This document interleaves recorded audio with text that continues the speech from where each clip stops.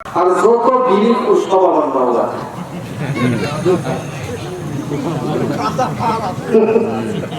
আমি তখন মাদ্রাসায় চাকরি করতাম, আলিয়া মাদ্রাসায় চাকরি করতাম।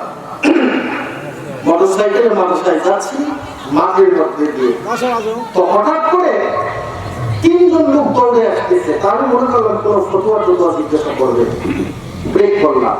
ওই লোকেরা হাঁপায় দৌড়ে এসে করছে, হুজুর আগুন আছে, মাথায় খারাপ।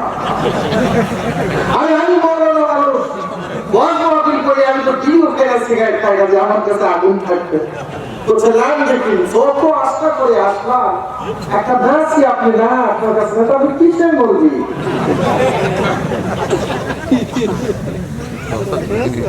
কত ভালোবাসা। আর আপনারা আসলে ওয়াজকে ভালোবাসেন, আমি বুঝতে পেরেছি। এই চারুদের ভাইরা ওয়াজ কোন মানুষ, সুবহানাল্লাহ। যদি কেউ একজন বিড়ি করে থাকে আল্লাহ তাদেরকে মাফ করে দিবে, সুবহানাল্লাহ। ওয়ালা তাহিনু ওয়ালা তাহজানু ওয়া আনতুমুল আ'লাউনা ইন কুনতুম মুমিনিন।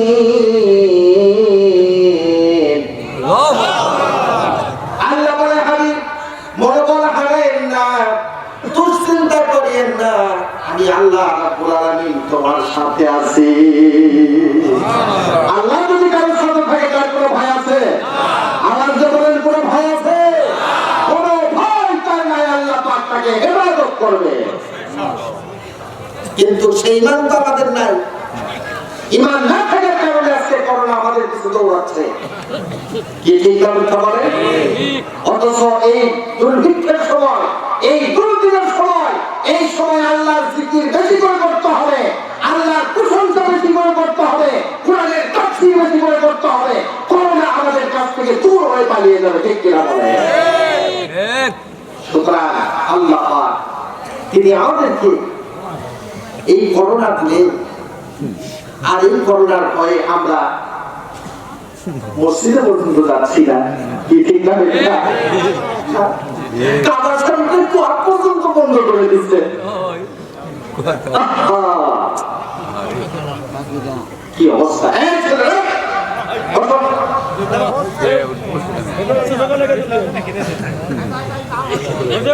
আপনাদের কষ্ট হচ্ছে? কিশোরের ভাইরা বলেন কষ্ট হচ্ছে? আমি এমন আলোচনা করবো না যার দ্বারা আপনারা কষ্ট পাবেন। কষ্ট পাওয়ার আগে আমি দোয়া করে দেবো। আলহামদুলিল্লাহ ভাইরা বলতেছিলাম, আল্লাহকে বেশি করে ডাকেন, বিপদে আল্লাহকে ডাকলে আল্লাহ খুশি হন, তিনি সাথী হয়ে যায়। সুবহানাল্লাহ। কেমন সাথী হয়? এই আয়াতে কারিমার তাফসীরের মধ্যে আসছে। ছোট্ট একটা ঘটনা বলছি। হযরত জন্নুল মুশরিক রাহমাতুল্লাহি আলাইহি কাবার করে হজ করতে গিয়ে দেখেন এক মহিলা জোরে জোরে আওয়াজ করে আল্লাহকে ডাকছে। মেয়েকে দেখে বললেন, না আমার কণ্ঠটা এত জোর হবে না, বড় প্রশ্ন করলে গুনাহ হবে। বলে জন্নুল মুশরিক, আমি যখন আমার আল্লাহকে ডাকি, আমি আস্তে ডাকি না জোরে ডাকি না ধীরে ডাকি, আমি তো নিজেই বলতে পারি না। সুবহানাল্লাহ। আমার জীবনের একটা ইতিহাস আছে, আমার জীবনের একটা কাহিনী আছে। সেই ঘটনা যখন মনে হয় আমার আল্লাহকে যখন আমি ডাকি, তখন আমি নিজেই বলতে পারি না আল্লাহকে জোরে ডাকি না আস্তে ডাকি। মেয়েটিকে ডাকতে দেখে বলে, না তোমার জীবনের একটি ঘটনা। মেয়েটি দেখে বলে, জন্নুল মুশরিক, আমি এমন একজন সওদাগরের স্ত্রী ছিলাম। আমার স্বামীর একটা বিশাল জাহাজ ছিল। এই জাহাজ 1, 2, 3 তলা নয়, জাহাজ হলো 14 তলা বিশিষ্ট। এই জাহাজের ভিতরে বাজার ছিল, এই জাহাজের ভিতরে হাট ছিল, এই জাহাজের ভিতরে মানুষের যা কিছু সব পাওয়া যেত। আমার স্বামী বিদেশ থেকে আসার পরে আমাকে দেখে বলে, দিদি তুমি যদি আমার সঙ্গে না থাকো আমাদের ভালো লাগে না, অতএব এইবার যখন আমি বিদেশে যাব তুমি আমার সঙ্গে বিদেশে যাবে। আমার স্বামী এই কথা বলার পরে আমি নিজে তখন 5 মাসের গর্ভবতী। আমার স্বামীর কথা অনুযায়ী আমরা এই জাহাজের উপরে উঠলাম। জাহাজের উপরে উঠে জাহাজ স্টার্ট করা হলো, পানির ভিতর দিয়ে জাহাজ দ্রুত বেগে চলতে লাগলো। চলতে চলতে 1 নয় 2 নয় 3 মাস ব্যাপী রাস্তা রান করার পরে হঠাৎ করে একদিন আমার এই 14 তলা বিশিষ্ট জাহাজ পানির তলদেশে পাহাড়ের সঙ্গে ধাক্কা লেগে আমার এই জাহাজ সমুদ্রে ধ্বংস হয়ে পানির তলদেশে তলিয়ে যেতে লাগলো। হাজার হাজার নাবিক তারা বলে শেষ হয়ে গেলেন। আমার স্বামী দুনিয়া ছেড়ে বিদায় হয়ে গেলেন।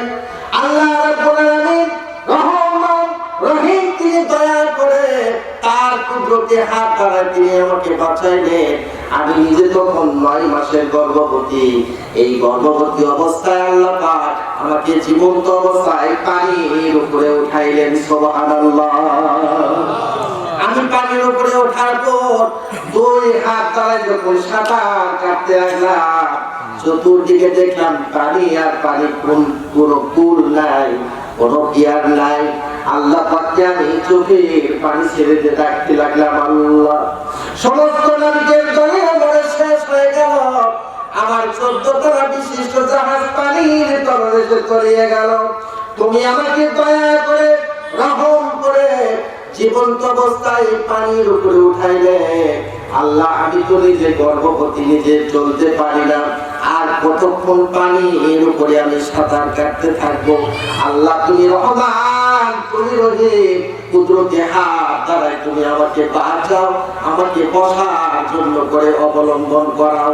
একেবারে জন্য শুনি আমার মুহাম্মদকে ডাকার সাথে সাথে আমি নজর করে দেখলাম আমার জাহাজের একটা তক্তা আমার চোখের সামনে ভেসে উঠল। আমি হাত ছাড়িয়ে দিয়া আস্তে করে গিয়ে ওই তক্তের উপরে উঠে বসলাম। বসার সাথে সাথে আল্লাহু আকবার বলে মুহাম্মদকে আমি সিজদা দিতে লাগলাম। দুআ করে বলেন মারহাবা।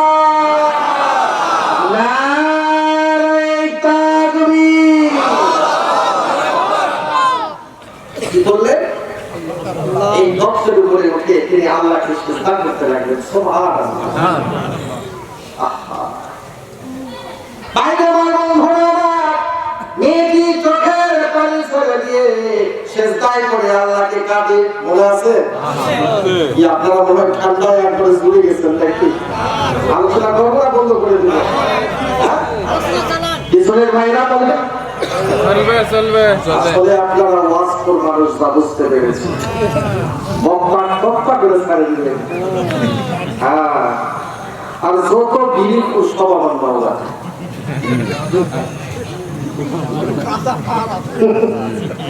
আমি তখন মাদ্রাসায় চাকরি করতাম, আলিয়া মাদ্রাসায় চাকরি করতাম।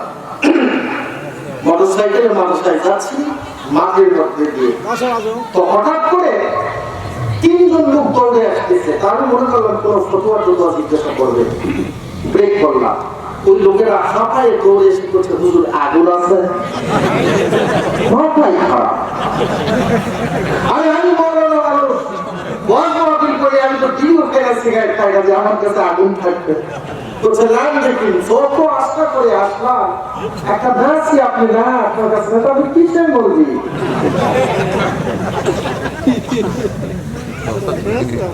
কত ভালোবাসা। আপনারা আসলে ওয়াজকে ভালোবাসেন, আমি বুঝতে পেরেছি।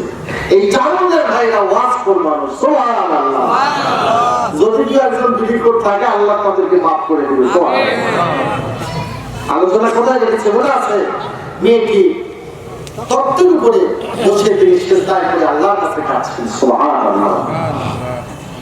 বাইরে বার বন্ধুরা আমার, এইবার মেয়েটি চোখের পানি ছেড়ে দিয়ে আল্লাহকে ডেকে বলে, আল্লাহ মাবুদ, এই গভীর দরিয়ার মধ্যে তুমি আমাকে এইভাবে রেখে দিলে। আল্লাহ, আল্লাহ তুমি রহমান, তুমি রহিম, তোমার মতো দয়াবান এই পৃথিবীর বুকে আর কেউ নাই।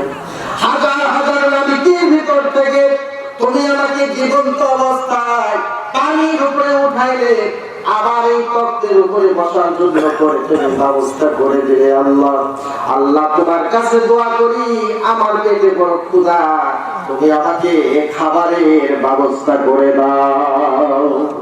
মেয়েটি যখন দোয়া করলেন, দোয়া কমপ্লিট হওয়ার সঙ্গে সঙ্গে নজর করে দেখে এই তত্ত্বের চতুর্পাশে আল্লাহ পাকের জান্নাতি খাবার হাজির হয়ে গেছে। আল্লাহু আকবার। রিজিকের মালিক কে? আওয়াজ দিয়ে বলেন, রিজিকের মালিক কে?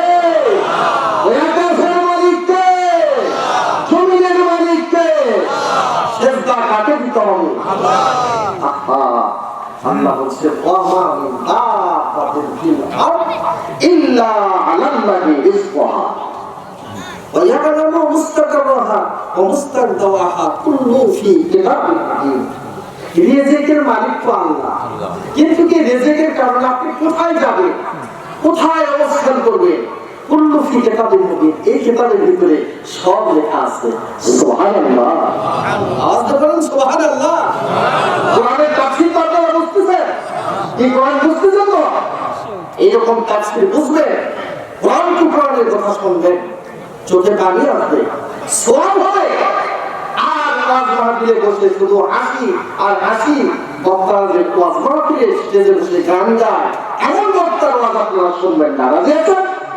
কারা কারা রাজি আছেন? হাত তুলে একটু দেখেন। আলহামদুলিল্লাহ, আলহামদুলিল্লাহ, আলহামদুলিল্লাহ। ভাই আমার যে কথা বলছিলাম, আল্লাহ পাক রিজিকের মালিক। তাফসীরে জালালাইনের হাসিয়াতে লেখা আছে এই আয়াতে কারিমা, মিনাল মাখলুকাতিল গারিবাতিল আযমা। আল্লাহ এমন কতগুলো মাখলুক তৈরি করেছেন যা চোখে দেখা যায় না, আল্লাহ তাদেরও রিজিকের ব্যবস্থা করেন। তার মধ্যে এক প্রকার হলো কুকু পাখি, জমিনে বাস করে না, শূন্য ঘরে আসমানে শুধু ঘুরে বেড়ায়। ডিম দেওয়ার যখন সময় পর আস্তে করে জমিনের দিকে নেমে আস্তে আস্তে ডিম পড়ে, ডিম আবার জমিনে নামতে নামতে সেখান থেকে বাচ্চা হয়, আবার আসমানে উড়াতে চলে যায়। আল্লাহ বলেন তার রিজিকের মালিক আমি আল্লাহ, আমি এই শূন্য ঘরে তার রিজিকের ব্যবস্থা করে দিচ্ছি। আমার এক বন্ধু বাবা সেই অক্সফোর্ড বিশ্ববিদ্যালয়ে পড়াশোনা করছেন। তিনি একদিন গল্প করছিলেন, আমি তার কাছ থেকে শুনছিলাম। বাইবার তিনি বলছেন যে আমি ট্রেনে চড়ে আফ্রিকার জঙ্গলের ভিতর দিয়ে যাচ্ছিলাম। তো এই জঙ্গলটা কত বড়, 2 দিন 5 দিন না 7 দিন 7 রাত পর্যন্ত জঙ্গলের ভিতর দিয়ে চললো, ট্রেন কোথাও দাঁড়ায় নাই। শুনছেন তো? তো ট্রেনে সেই দেশের ট্রেনের সিস্টেম আছে, প্রথম বগি থেকে মাঝখান দিয়ে ইঞ্জিন পর্যন্ত হেঁটে যাওয়া যায়, চলাফেরা করা যায়, এই সিস্টেম আছে। হঠাৎ করে মাইকে প্রচার হচ্ছে, তোমরা যে যে কোনো ধর্মের অনুসারী হও, তোমরা সেই আল্লাহকে ডাকো, সেই প্রভুকে ডাকো, আমরা বিপদের সামনে হাজির হয়ে গেছি, আমাদের সামনে বিপদ। সুবহানাল্লাহ। সামনে কি বিপদ? আওয়াজে বলেন সামনে বিপদ। তিনি বলছেন এই কথা বলার পর তখন লোকেরা ভয়ে আল্লাহকে ডাকতে লাগলেন, যারা মুসলমান, যারা হিন্দু তারাও ডাকতে লাগে, যারা খ্রিস্টান তারাও ডাকতে লাগে, আর মানুষ মাঝের যে রাস্তা এই রাস্তায় বেরিয়ে পড়লেন। সামনে কি বিপদ, কি বিপদ হাজির হয়েছে? এমন ট্রেন দাঁড়িয়ে গেল আর আমাদেরকে আল্লাহকে ডাকতে হবে। তিনি বলছেন আমি লোকদের বগলের ভিতর দিয়ে পার হতে হতে হতে হতে একেবারে সামনে গিয়ে নজর করে দেখি যে একটি জন্তু লাইনের উপরে হা করে দাঁড়িয়ে আছে। এই গোটা ট্রেন তার পেটের ভিতর দিয়ে পার হয়ে যাবে, কোথাও ঠেকবে না। আল্লাহু আকবার বললেন না? আমাকে বললেন আল্লাহু আকবার। তখন তিনি বললেন যে মাইকে যখন বলা হচ্ছে যে এখনই হেলিকপ্টার আসতেছে, ড্রেজার নিয়ে এসে এই জন্তুটাকে মারবে। তো ট্রেনের সামনে এই আফ্রিকার জঙ্গলে যেহেতু চলাফেরা করতে হয়, হিংস্র জন্তু থাকে, তারা সেখানে বড় বড় বন্দুক মেশিন সেট করে রাখছেন, বাস ফায়ার করলেন এই জন্তুর উপরে। বলবেন যে আমি দেখলাম জন্তুর উপরে যখন বাস ফায়ার করলেন, আস্তে আস্তে করে তার মাথাটা নিয়ে আসলো, সাথে সাথে হেলিকপ্টার আসে, ওখান থেকে ড্রেজার দ্বারায় কাটিয়ে 2 খণ্ড করে লাইনের 2 পাশে ছিটকায় দিয়ে। তো আমরা দেখলাম এটা অন্য কিছু নয়, সাধারণ একটা গুইসাপ। সাধারণ কি? এর রিজিকের মালিক কে? আল্লাহ। আল্লাহ সুবহানাল্লাহ সুবহানাল্লাহ। মেয়েটি সেখানে আল্লাহ জান্নাতি খাবার খাওয়াচ্ছেন, সুবহানাল্লাহ। আমার ভাই আমার বন্ধুগণ, মেয়েটি এরকম ভাবে আল্লাহর জান্নাতে খাবার খান, দিনের আল্লাহ পাককে সিজদা করেন, নামাজ আদায় করেন, আর দিনের পর দিন গত হতে যেতে শুরু করলো। এদিকে মেয়েটি 10 মাসে পূর্ণ হতে লাগলো। হঠাৎ করে তার মেয়ে তার পেটে দিন শুরু হবে বলে একদিন আল্লাহ পাকের কাছে চোখে পানি ছেড়ে দিয়ে ডাকতে লাগলেন, আল্লাহ কোন সময় আমার পেটের দিন শুরু হবে, সম্ভবত সন্তান হবে। এখানে ধরনে নাই, ছাত্রী নাই, কে আমার সেবা করবে, কে আমার খেদমত করবে। রব্বুল আলামিন তুমি দয়াবান, তোমার মতন দয়াবান পৃথিবীর বুকে কেউ নাই রে আল্লাহ। তুমি আমাকে হেফাজত করো, তুমি আমাকে রক্ষা করো রে দয়ার আল্লাহ। চোখের পানি ছেড়ে দিয়ে ডেকে বলে, রে জন্ননী শরীফ, আল্লাহর কাছে দোয়া করতে করতে কোন সময় যেন আমি ঘুমিয়ে গেছি। আমার ঘুমের মধ্যে দিয়ে একটা পুত্র সন্তানের প্রসব করেছি। আমার যখন জ্ঞান ফিরে এসে আমি নজর করে দেখি পূর্ণিমার চাঁদের মতো একটা পুত্র সন্তান এই তত্ত্বতে গড়াগড়ি খায়। আমি দেখলাম এত সুন্দর বাচ্চা। আমি মা তখন সাথে সাথে বাচ্চাটাকে বুকে দিয়ে আমি আমার দুধ দিতে লাগলাম আর আল্লাহকে ডাকতে লাগলাম। আর যে বলেন সুবহানাল্লাহ। এখন তো আল্লাহ আল্লাহ আল্লাহ আল্লাহ আল্লাহ আল্লাহ আল্লাহ একসাথে আল্লাহ আল্লাহ আল্লাহ আল্লাহ আল্লাহ আল্লাহ আল্লাহ আল্লাহ